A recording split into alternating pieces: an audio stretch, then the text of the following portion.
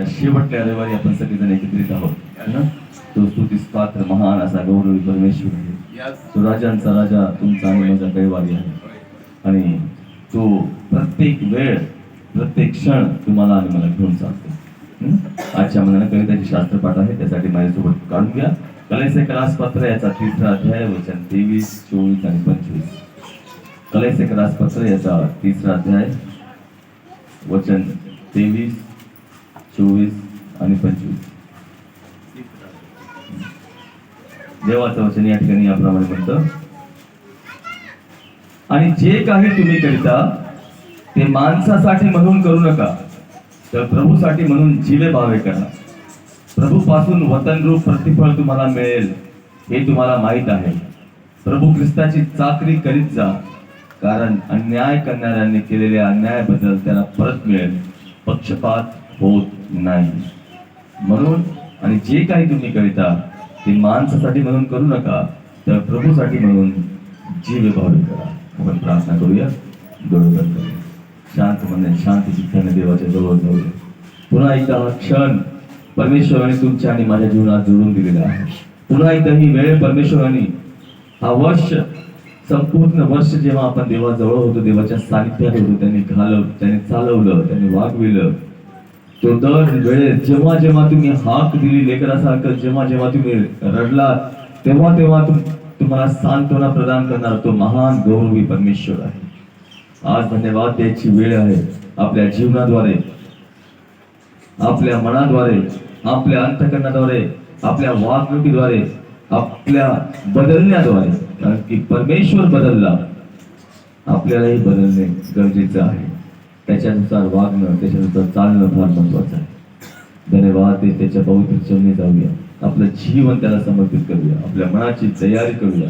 काही क्षणासाठी सर्व जगी गोष्टी, काही क्षणासाठी आपल्या घरातल्या, आपल्या दारातल्या, मनातल्या शारीरिक चिंता, लेकरं बाळ, सगळं काही बाजूला सारून बघूया. जमतं का आपल्याला? काही क्षण डोळे बंद करून फक्त देवाजवळ बघूया.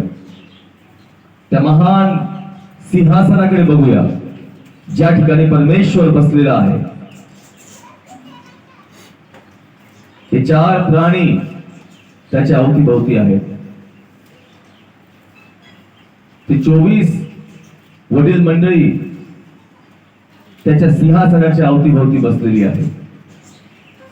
तो कोकरा ज्याने या जगासाठी आपलं जीवदान दिलेला आहे, तो त्याच्या उजवीकडे बसलेला आहे. याची जाणीव तुम्हाला आणि मला आहे. आणि एक दिवस त्या महान मोठ्या अशा प्रणांगणात, मोठ्या अशा त्या भवनात आपण त्याची स्तुती करणार आहोत, त्याची आराधना करणार आहोत. आणि तेच अनंतकालीन जीवन आहे. या गोष्टींकडे आपलं लक्ष केंद्रित करीत आपण सानिध्यात त्याच्या जवळ जाऊया. हे क्षण, हे वेळ आहे. कदाचित या वर्षामध्ये सगळं काही आपल्या मनासारखं झालं नसेल, परंतु जे काही झालं ते देवाच्या योजनेनुसार झालं असेल.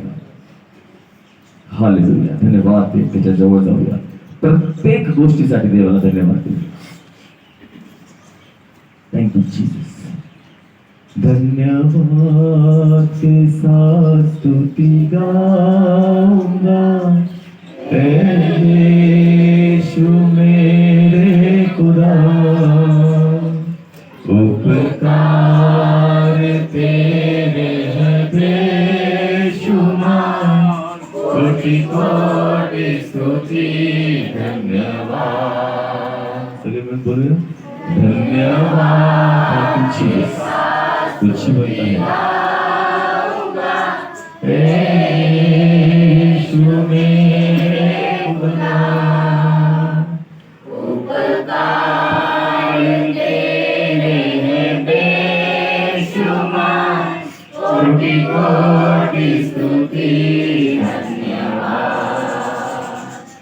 योग्यता से बढ़ के दिया अपनी दया से तूने मुझे, योग्यता से बढ़ के दिया अपनी दया. तू राजाचा राजा, आमचा कैवारी परमेश्वर, तुझी स्तुती, तुझी महिमा मी वर्णन केलेला. मागण्याच्या सेनापती जिवंत परमेश्वर आहेस. आमच्या हृदयाला स्पर्श कर, आमच्या जीवनाला स्पर्श कर. आम्ही आभारी आहोत, तुझी महिमा वर्णितो. धन्यवाद करतो देवा. येस तू जिवंत आहेस. Hallelujah, hallelujah. आभारी हो प्रभु धन्यवाद के साथ स्तुति गाऊंगा. यीशु मेरे खुदा. प्रत्येक आत्मा तुझी स्तुती करत आहे. त्यांची प्रार्थना तू ग्रहण कर. त्यांच्या हृदयाशी तू बोल देवा. त्यांच्या अंतःकरणाशी तू बोल राजा. तू जिवंत आहेस. थँक्यू. तू है सच्चा जिंदा है. तू जिवंत एकमात्र देव आहेस. आमचा भरोसा पूर्णपणे तुझ्यावर आहे. आम्ही विश्वास ठेवतो की तू एकमात्र जिवंत देव आहेस. आमचं मन बदलू दे, आमचे अंतःकरण बदलू दे. तुझं वचन सांगतो राजा, एकही आत्मा जेव्हा तुझ्याकडे वळणार, तुझा पूर्णपणे स्वीकार करणार, त्या स्वर्गात स्तुती होणार. होय राजा, धन्यवाद. स्तुती करतो तुझ्या नावाला. गौरव देतो. प्रभु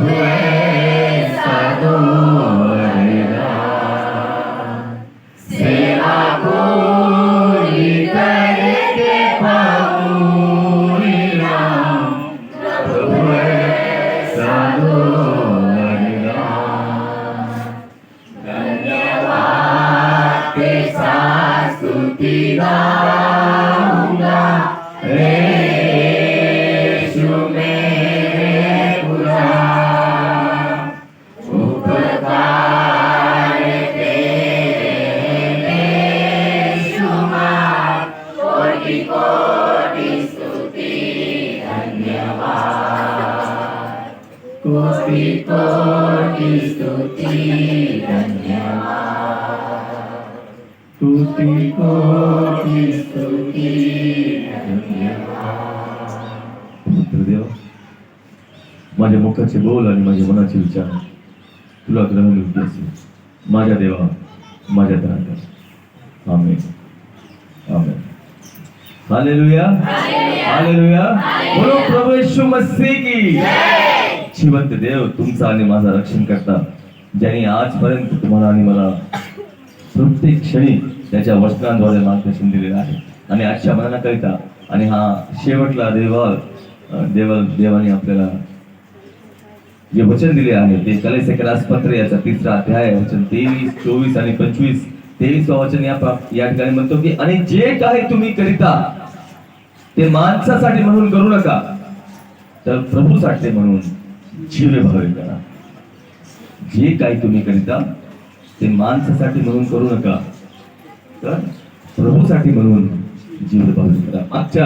मागच्या 24 तारखेच्या रात्री आणि त्यानंतर 25 तारखेच्या सकाळी काही गोष्टी आपण शिकलो. काय काय शिकलो आपण सांगा आता मला. अवलोकन करा. आपण फक्त अवलोकन करणार, आज मी संदेश देणार नाही. 24च्या रात्री काय शिकलो आपण.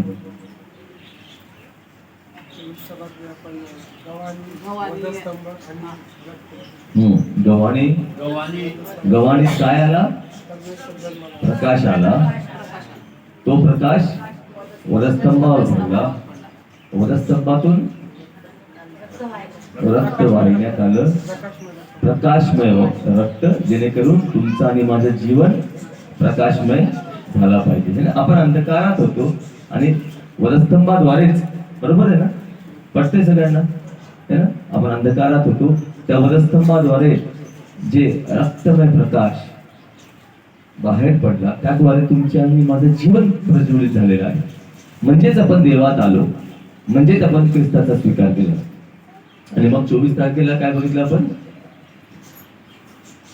25 तारखेला सकाळी क्रिसमसच्या दिवशी काय बघितलं. कपडे, आपले कपडे. मी कशी दिसते, मला कोणी काय बोललं की नाही, काय छान छान साडी माय.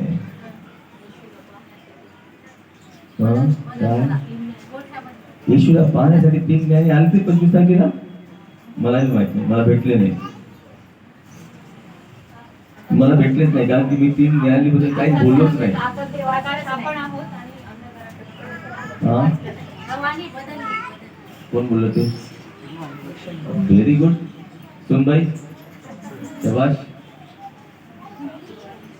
आहे आता सासूच्या फटके घरी गेलेली. मी बरोबर बोलली नाही, तूच काय बरोबर बोलली. गव्हाणी बदलली, काय झाली?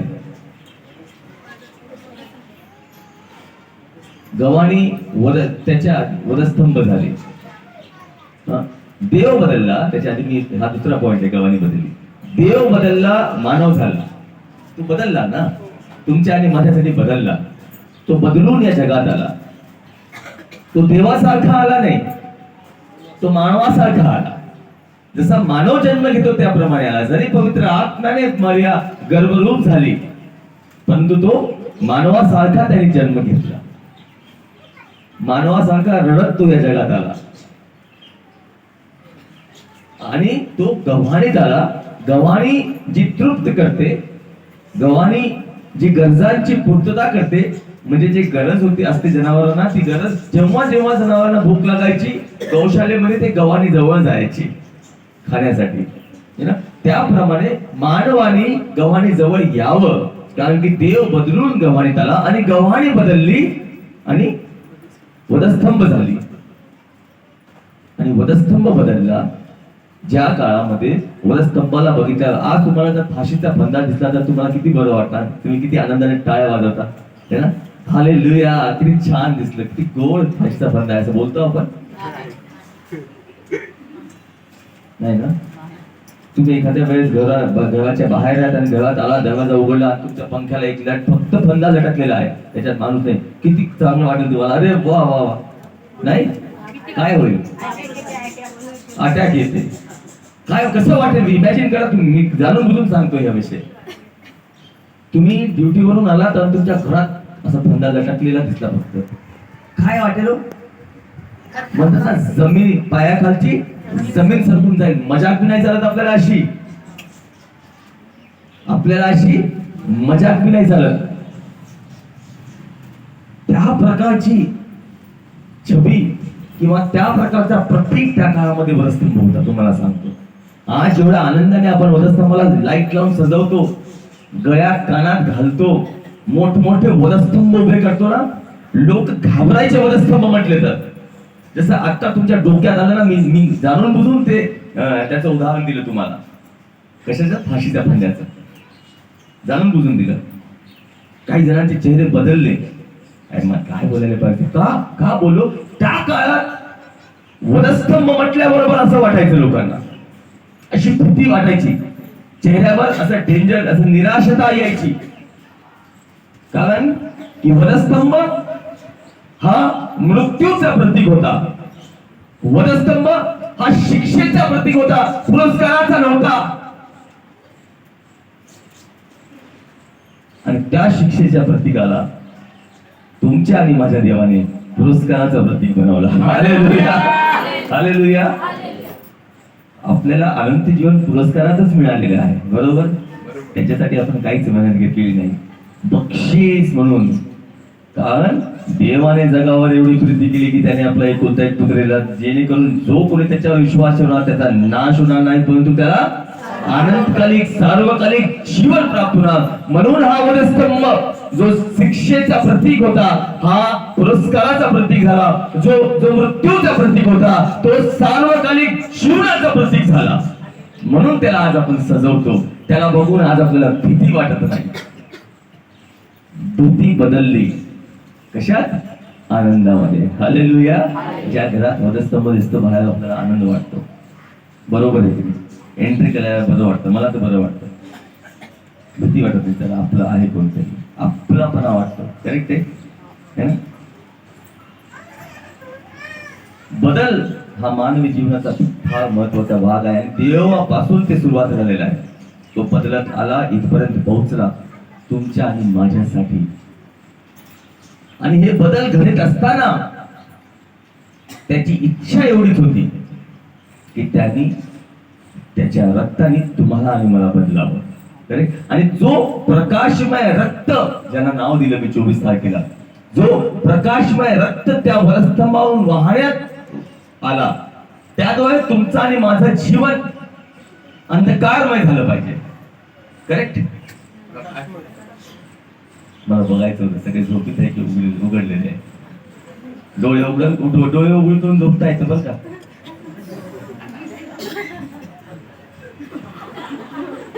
गेला हे इकडे वगैरे तुम्ही दिसत नाही मला. बोला काय. बरेच जण झोपतात तेच दाखवायला मी. मला बघायला मी किती खुश आहे, सगळे मला बघायला. पण हे झोपायला नाही. ह्याच्यानंतर काय, ह्याच्यानंतर काय, हे असतं मानवाच्या जीवनात. आपल्या जीवनात काय चालतं माहितीये का, नेक्स्ट व्हॉट. जसं डॉक्टर बोलतो ना नेक्स्ट. किती खुश झाली बघा. आपल्या डोक्यात काय चालतं, नेक्स्ट व्हॉट. साहेब लवकर करा ना, नेक्स्ट पाहिजे आम्हाला. काही गोष्टी आम्हाला फास्ट पाहिजे असतात. म्हणून आजच्या काळामध्ये फास्ट फूड आलेलं आहे ना. पण ब्रेड ते पाव काय असतं माहिती आहे का, भाकर म्हणजे पाव असतं तेवढच खालचं मधून कापून टाकतात. वडापाव काय माहिती आहे तुम्हाला, आलूची भाजी आणि एक चपाती आहे. खरं सांगतो, एक चपाती आणि आलूची भाजी म्हणजे वडापाव. एवढंच नाही की चपाती वेगळी बनवा, भाजी वेगळी बनवा, ताटात घ्या, त्याला लोणच्या सोबत चटणी सोबत खा. तर त्याने काय केलं, करणाऱ्यानी देव त्याला आशीर्वाद करो. 12 रुपये झालं ना. माझा हे संदेश ऐकलं तर मुंबईचे लोक लई खुश होतील. ते शिव वडापाववाले तर मला पुरस्कार देतील. पाव कापलं, पावच्या खाली एकीकडे हिरवी लावली, एकीकडे लाल चटणी लावली, मध्ये वडा टाकून दिला, घे बाबा जा. एक मिरची सोबत तोंडात पाणी आलं बाबा. मिरची बोलले आम्हाला, वडापाव आपल्याला आवडत नाही, मिरची आवडते. फास्ट झालेला आहे. म्हणजे धरून चपाती म्हणजे खूप निवांत बसून खावं लागतं, उग चावत चावत. हे काय धरलं आपलं की पटपट पटपट खाल्लं. तेच आहे वडापाव, तेच आहे फास्ट फूड. त्यालाच म्हणतात फास्ट. फास्ट खायचं असतं, ते स्लो खायचं नसतं.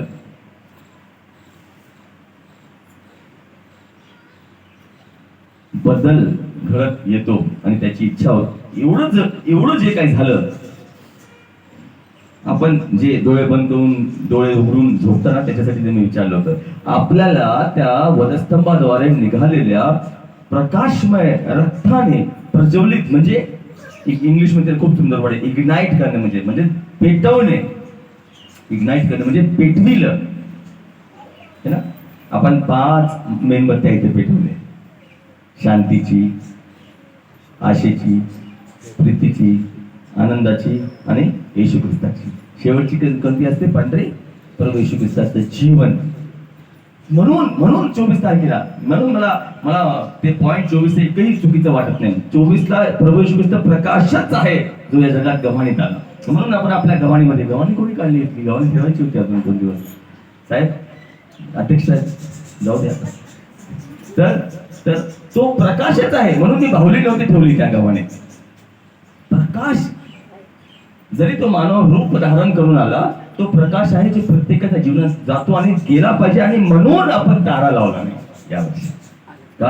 कारण की तुम्ही आणि मी तारे झालेलो आहोत. आणि ताऱ्याचं काम ज्याप्रमाणे मागी लोकांना प्रकाश दाखवणं, मागी लोक म्हणजे जे अंधकारात होते त्यांना प्रकाशात नेलं, जे चुकीच्या राजाकडे होते त्यांना खऱ्या राजाकडे नेलं, तसं तुम्ही आणि मी आज देवाचे तारे झालेलो आहोत. जर आपण त्याचे विश्वासू आहोत तर, जर आपण अंतःकरणातून त्याला ग्रहण करतो तर मग देवाचं कार्य करणे फार महत्वाचं आहे. कलेक्टरास पत्र 3 अध्याय 23 वचन सांगतो, वाचा. काय म्हणतं, आणि जे काही तुम्ही करिता, म्हणजे काय करायचंय, काय करायचंय हे सांगितलं मी तुम्हाला आतापर्यंत. माणसासाठी म्हणून करू नका. आता मला सांगा, जेव्हा तो पूरबचा तारा प्रकाश दाखवू लागला मागी लोकांना, आणि मागी लोक तारा दाखवता सुद्धा, आता मला माहित नाही ते हेरोद राजाकडे कसे गेले, कोणाला माहित आहे का?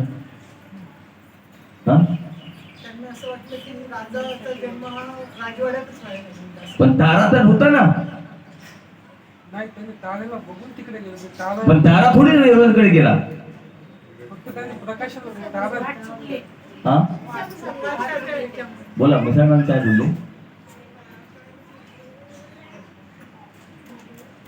काही वाचून बघा, वाचून सांगा, मला नाही माहित नाही. का गेले हिरोज राजाकडे मागी लोक? का? तारा तर होता ना, GPS लावलेला होता ना, 3 तारे होते.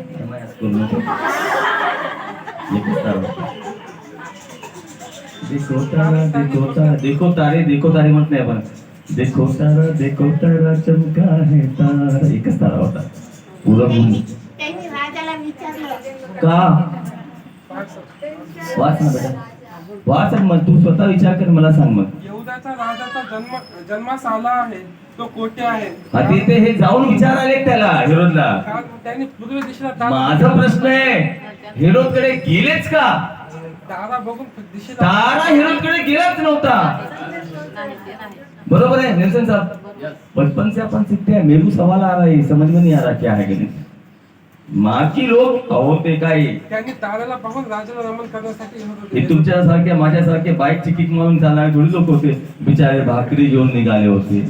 किती महिलांचा, कोसांचा प्रवास केला, उंटांचा तांडा निघाला. आपणच गातो ना. भाकरी वाळून गेल्या असतील बिचाऱ्यांचे. मागच्या वर्षी बोललो होतो मी, तुम्हाला आठवत असेल तर. तुम्हाला काय वाटलं? त्यांच्याकडे हॉटपॉट होतं का? गरम भाकरी, गरम फॉग, सिल्वर फॉईल नव्हती, गरम भाकरी. त्यांना त्रास झाला त्या 3 मागी लोकांना सुद्धा, तरी सुद्धा ते मला आजही नाही कळते हेरोद राजाकडे कसे पोहोचले. हा आपण बरोबर आहे, पण तारा होता तर तारा तिकडे तिकडे जाऊ लागला. तारा सोडला त्यांनी, मला असं वाटतं.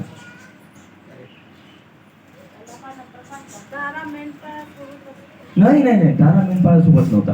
मेंढपाळांकडे देवदूत गेला होता, गॅब्रिएल देव. तारा मागी लोकांकडे होता, जे उंटावर होते त्यांच्यासोबत तारा होता. बरोबर आहे भोसल्याचे? बरोबर ताई मावशी? जेव्हा तारा सुटणार तेव्हा चूक होणार. Hallelujah, hallelujah. म्हणून तारा सोडू नका. आणि पहिला तारा तर हाच आहे, प्रकाश. जो प्रकाश देतो तो तारा. अंधारात, जे अंधारात असतं त्याला तारा आपल्याला दिसत, त्याला आपण तारा बोलत बी नाही आणि बघत बी नाही. त्याच्याकडे जे टिमटिमत, जे प्रकाश देतं तेच तारा. त्यांनी तारा सोडला असावा, मला असं वाटतं. मी रिसर्च करेन त्याच्यावर, पण मला 99% असं वाटतं की त्यांनी तारा सोडला असावा. म्हणून तारा सोडू नका. तारा सुटला की राजा बदलेल. ज्यांचा तारा सुटला त्यांचा राजा बदलला. ज्यांचा तारा सुटला ते चुकीच्या राजाकडे गेले. ज्यांचा तारा सुटला त्यांना जगिक गोष्टीकडे जाणार. ते जगिक राजा होता, स्वर्गिक राजा नव्हता. हालेलुया. स्वर्गिक राजा. तारा सुटला की आपल्याला महल चांगलं वाटेल. तारा सुटला की विचार सुटतील. विचारात त्यांचे विचार बदलले. त्यांना असं वाटलं राजा हा महालातच जन्मणार, जे तुम्ही लोकांनी उत्तर दिलं. परंतु राजा हा गव्हाणी तलावाचा गरजांची पूर्तता करण्यासाठी, राज करण्यासाठी कधीच आला नाही. तो तारा सुटला म्हणजे प्रकाश, येशू ख्रिस्ताचा प्रकाश जीवनातून गेला की आपल्याला चुकीचे विचार घेतील. हालेलुया. बोलू शकता जोरात, हालेलुया. तारा सुटला की तुमचं स्थान चुकीचं होऊन जाईल. जागा चुकीची होती. त्यांना जगाच्या नुसार वाटलं की राजा म्हणजे राजमहल. देवाच्या नुसार राजा म्हणजे गव्हाणी. हालेलुया. राजा गव्हाणीत आला. तुमच्या आणि माझ्या जीवनात जे काही करता माणसांना दाखवण्यासाठी नव्हे, परंतु देवासाठी कसं करायचं असं बघायला तुम्ही आत्ताच 3 वेळा वाचून झालं. जीवे भावे हा शब्द फार महत्वाचा आहे. आजच्या दिवसासाठी हा शब्द महत्वाचा आहे. जे काही करता देवाने दिले, कारण की आपण आता स्टार झालेले आहोत. We are the stars of Jesus Christ. Hallelujah. कोण आहोत आपण? देवाचे तारे. मार्ग दाखवणे तुमचं काम आहे. मी पुन्हा सांगतो, मी जात बद्दल बोलत नाही, जात बदलण्याबद्दल मी बोलत नाही, मी माणसाबद्दल बोलतो. तुमचं व्यवहार बघून जर तुमची शेजारीने एकदा बदलेल, म्हणेल बाई ही बदलली, तुम्ही तिला एका काडीची मदत, पैशा पाण्याबद्दल बोलत नाही, पैशा पाण्याबद्दल काही घेण देण्याबद्दल बोलत नाही. तुमच्या व्यवहाराने तिला असं वाटलं पाहिजे की नाही ही काहीतरी मला मदत केली हिनं.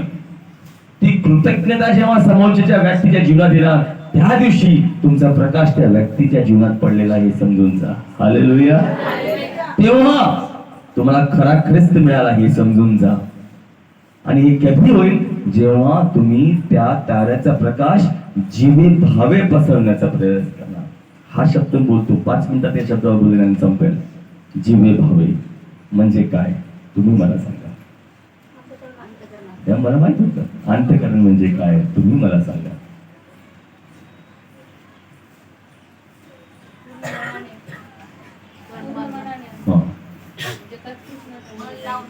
हा, तुम्ही अर्थ सांगताय म्हणजे शब्द बदलून सांगताय, फक्त अर्थ सांगत नाही. जीवे भावे म्हणजे अंतःकरणाने, अंतःकरणाने म्हणजे मन लावून, मन लावून म्हणजे एकदम एकाग्रतेने. हे फक्त शब्द बदलते, समानार्थी शब्द सांगते, अर्थ सांगते. आता त्याचा वाक्यात उपयोग करा. चला तुम्ही हे मी शब्द बदलले आत्म्याने. हो मला माहित आहे, जीव हे आत्मा आहे, मला माहित आहे. मला बोलायचं आहे वाक्यात उपयोग करा. जीवे भावे, देवाचं काम जीवे भावे करणे या शब्दाचा वाक्यात उपयोग करा. प्रथम आता समजलं.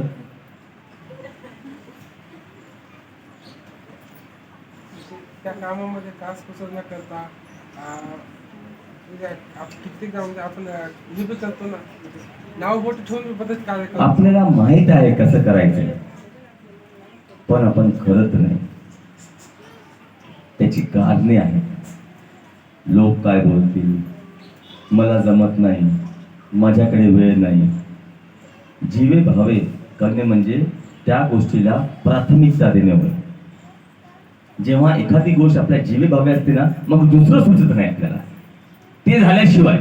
करेक्ट आहे, समजलं. आता मी तुम्हाला समजून अर्थ सांगितले का. जीवे भावे करणे, अंतःकरणाने, आत्म्याने, मनाने करणे, सगळे तुम्ही समानार्थी शब्द सांगितले ना. म्हणजे काय ऍक्च्युली काय असतं ते. मनापासून करणे म्हणजे काय, अंतःकरणातून करणे म्हणजे काय, आत्म्याने करणे म्हणजे काय, मन लावून करणे म्हणजे काय. आपलं डोकं दुसरीकडे जात नाही, आपल्या विचारात दुसरे विचार येत नाही.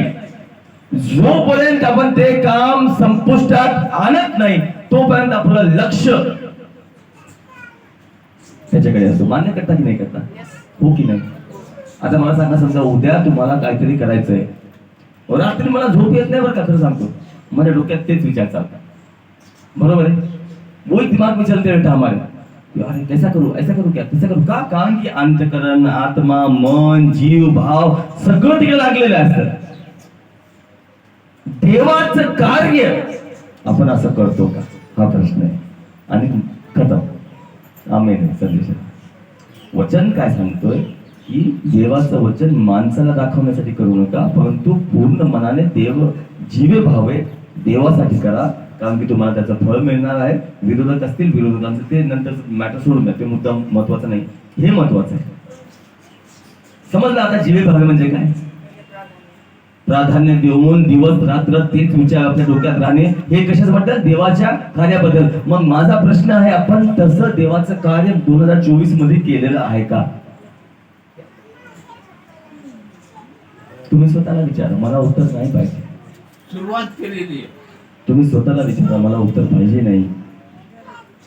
हे तुम्हाला पटेल, तुम्हाला पटलं पाहिजे, मला पटवायचं नाही. मला म्हणून बायबल स्वतः सांगते, माणसाला खुश करू नका, मला नका खुश करू. तुम्ही स्वतःला विचारा, देवाचं कार्य जीवे भावे सुरू केलेलं आहे का. पढ़ो, हिंदी में पढ़ो. जब मैं बिछोने पर पड़ा तेरा स्मरण करूंगा, तब रात के एक एक पहर में मैं तुझ पर ध्यान करूंगा, क्योंकि तू मेरा सहायक बना. क्योंकि तू मेरा सहायक बना है.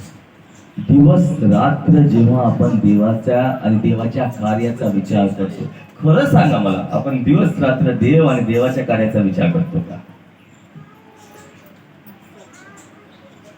जीवे भावे म्हणजे जे ज्यात तुम्ही बोललात ना, प्राधान्यता देणे, प्राथमिकता देणे. आपण खरं पाहता दुसऱ्या गोष्टींना जास्त प्राधान्यता देतो.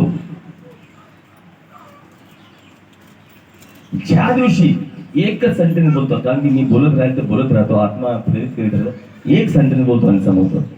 ज्या दिवशी आपली मंडळी भक्तीची वेळ 10 आहे आणि 10 वाजता एवढे लोक बसलेले असतील, त्या दिवशी तुम्ही जीवे भावे देवाचं कार्य करायला सुरुवात केली हे सिद्ध होऊन जाईल. हालेलुया. तुम्हाला चिन्ह दिलं मी. तुमचा 5 मिनिटं होतील म्हणजे 5 मिनिटं जीवे भावे कमी झालं. उदाहरण आहे फक्त, हीच मंडळी नाही, जगातली मंडळी सगळी आहे. त्याला लई लई लई तर हे राहतात दिग्गज, तुर्रम खान लागतात त्याला. हा, तुर्रम खान लागतात, कारण की सैतान खूप मोठा तुर्रम खान आहे. हा, शेवटल्या रविवारी तुमचं उशीर कसं करायचं चर्चला त्याला माहित आहे. ज्या दिवशी त्या कोपऱ्यात म्हणजे जेवढे आज बसले 10 वाजता एवढे लोक बसलेले असतील ना, त्या दिवशी तुम्ही जीवे भावे देवाबद्दल विचार करायला लागला. उदाहरण दिलं फक्त, बाकी काही नाही. कारण की आपलं वागणं, आपलं जीवभाव हे 2 वेगळ्या गोष्टी सध्या चालू आहे. 5 मिनिटांनी काय होणार आहे? गेट थोडी बंद करणार आहे पावसाळ्यात. मी गेट बंद केलेलं आहे, तुम्हाला माहिती आहे चर्चचा. हा, ते बी छोट्या मोठ्या चर्चचा नाही. माहिती आहे, टेलर मेमोरियल मेथडिस्ट चर्च इंडियातला इंग्लिशचा सगळ्यात मोठा मेथडिस्ट चर्च. सेंटरचा दरवाजा बंद करून टाका बोलायचं मी जेव्हा भरलं ना, आणि बंद करायचे लोक ज्यांना यायचं बाजूच्या विंगला या आणि बसा. बंद म्हणजे बाहेर ठेवत होतं त्यांना. जागा नसायची भरायला, कॅलरी भरायची ती भरून जायची. दरवाजा बंद करा म्हणून टाकायचं आणि ते लोक दरवाजा बंद करून टाकायचे. आनंदाने बरं का, कोणी रागवलं नाही, कोणी पास्टेट कमिटीमध्ये ऑब्जेक्शन घेतलं नाही पावसाळ्यात का, कारण ते खरं होतं. आणि तुम्हाला सांगतो, पूर्ण तर नाही पण लोक यायला लागले. 70% लोक भक्ती सुरमणाली बसू लागले. जिथं 2 बाया बसायच्या, एक बिचारी म्हातारी बाई वयस्कर है ना, जे नंटी तुम्ही ओळखता, जिने आपल्याला डोनेशन दिलं होतं, आणि दुसरी एक वाजवणारी आणि एक पाळक, तेवढेच असायचे. ही आपल्या चर्चची कथा नाही, ती अख्ख्या भारतातल्या चर्चची कथा आहे. कारण की सैतानाला तुम्हाला उशीर करवायचा असतं, तुम्हाला तुमचा जीवे भाव हलवायचा असतं, तुमचा जीवे भाव दुसरीकडे लावायचा असतं. आता मला सांगा, गरज ठीक आहे, ड्युटीवरून आले, काय काम असलं ठीक आहे, उशीर झाला मान्य करतो. अहो, साधा चहासाठी आपण देवाची भक्ती उशिरा येतो, बरोबर आहे की? अशी लोक आहेत. थांब ग माय, चहा पिऊ दे, 1 वाजते तिथं. नाही मला डोकं चहा शिव ब्रश केल्याबरोबर किमान लय फेवरेट विषय टच केला मी. इम्पॉर्टंट विषय टच केला मी. चहा 7. अहो, जेव्हा झोप उघडली तेव्हा चहा लागतो काही लोकांना, मला लागतो. हा, मी 4 वाजता उठलो, मला कोणी 4 वाजता चहा बनवून द्या बरं. जन्नत तरी आयता चहा मध्ये लई मजा येते बरं का. बनवून प्यायला थोडीशी कमी वाटते. आयती चहा तुम्ही झोपा संध्याकाळी 5:30-5ला 4ला उठा, झोपेतून ना, संध्याकाळची झोप, सकाळची रात्री झोप नाही. आणि त्यावेळेस तुम्हाला गरम गरम चहा कोणी हातात दिला, आहा कसं वाटतंय मस्के ताई.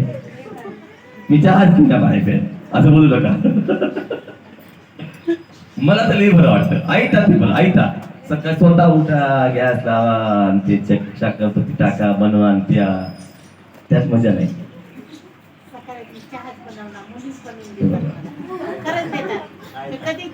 धन्य है तू माता. आनंद और शांति तेरी हो. हालेलुया.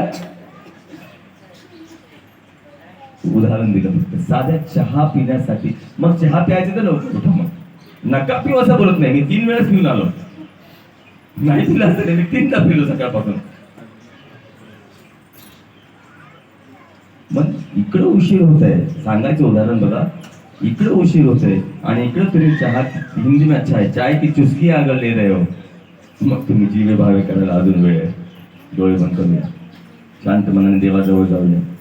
या नवीन वर्षात शेवटल्या या 2024च्या शेवटच्या रविवारी आपण धन्यवाद देण्यासाठी एकत्रित आहोत.